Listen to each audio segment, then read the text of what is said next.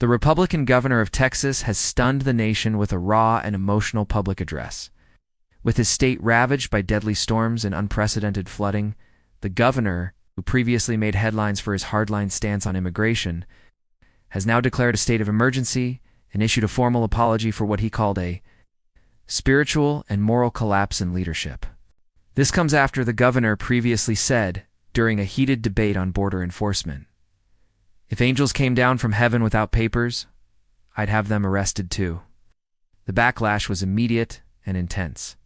Faith leaders, immigrant families, and even the governor's own staff condemned his remarks as cruel, irreverent, and dangerous. And so today, with his state drowning, the governor appeared visibly shaken. "I don't know if these storms are punishment," he said, pausing with emotion, "but I do know they've opened my eyes.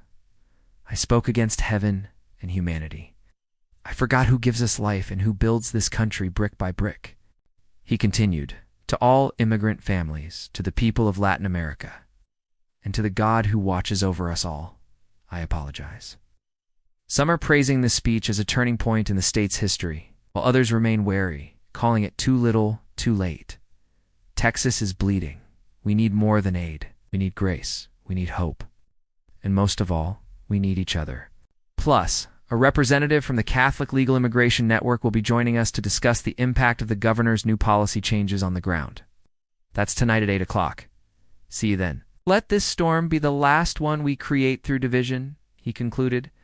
The governor announced he was taking immediate action, halting all controversial deportation cooperation agreements with other states, opening emergency shelters to all Texans, regardless of their immigration status, creating new aid programs for immigrant communities hit hardest by the floods. God doesn't check passports. Neither should we. This land was built by hands that crossed oceans and deserts. Thousands remain without power, and many are still unaccounted for. But the governor says he will not rest until every Texan has been accounted for. "We'll no longer close the door to the people who give this country its soul," he said. His words come as rescue teams continue to recover bodies from submerged towns across Texas. May we rebuild Texas not just with concrete and steel, but with compassion. Of course, the question remains, is this a genuine change of heart, or simply damage control ahead of next year's election? But one thing is clear, the political and spiritual weather in Texas has shifted. For more on this developing story, be sure to tune in to our nightly opens, where we'll be speaking with a professor at the University of Texas at Austin about the political fallout from the governor's speech